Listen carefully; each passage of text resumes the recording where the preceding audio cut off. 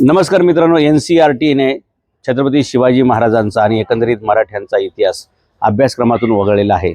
जे कोणी मूर्ख लोक त्या NCERTच्या अभ्यासक्रमामध्ये आहेत त्यांना मला सांगायचं आहे की हा एकंदरीत भारत जो 100% मोगलांच्या घशामध्ये होता, साऊथची काही एक दोन राज्य सोडली तर अख्खा भारत मोगलांच्या टाचेखाली होता। काबूल कंधारपासून ते बंगाल बिहारपर्यंत सगळंच मोगलांच्या घशामध्ये होतं।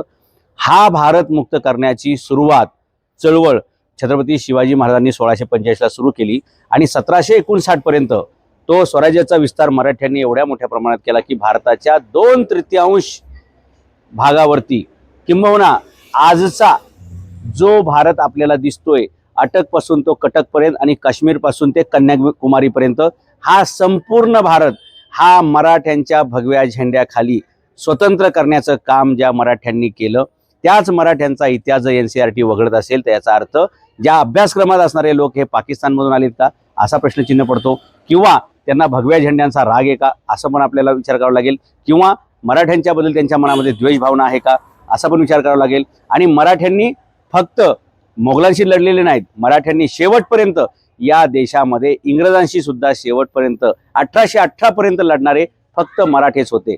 या देशाला मोगलांच्या गुलामगिरीतून मुक्त करवणारे मराठेच होते आणि या देशाच्या स्वातंत्र्यासाठी शेवटपर्यंत लढणारे मराठेच होते। आणि त्यांचा इतिहास जर अभ्यासक्रमातून काढला जाणार असेल तर या देशात फक्त महाराष्ट्रात नाही तर भारताच्या प्रत्येक कानाकोपऱ्यामध्ये शिवाजी महाराजांना मानणारे आणि मराठ्यांच्या इतिहासावर प्रेम करणाऱ्या लोकांनी भव्य मोर्चे काढले पाहिजेत। आमच्यासारखी माणसं या महाराष्ट्राच्या बाहेर जिथे जिथे हिंदी बेल्टमध्ये नॉर्थ आणि साऊथ बेल्टमध्ये गरज पडेल तिथे ते मी प्रवास करणार आहे। आणि जसं डोनाल्ड ट्रम्प यांच्या विरोधात अमेरिकन नागरिक रस्त्यावर उतरून 3300 ठिकाणी एकाच वेळी भव्य त्यांनी मोर्चे काढले, 80 लाख लोक रस्त्यावर आले।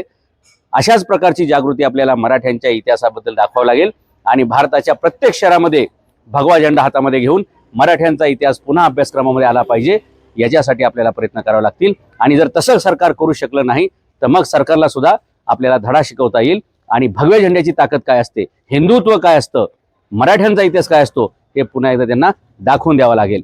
NCERTतून अभ्यासक्रम काढणाऱ्यांचा निषेध आणि जे लोक हा अभ्यासक्रम परत येऊ नये याच्यासाठी प्रयत्न करतील त्यांनाही धडा शिकवणं ही दोन्ही कामं आपल्याला करावी लागतील। जय हिंद, जय महाराष्ट्र, जय शिवराय।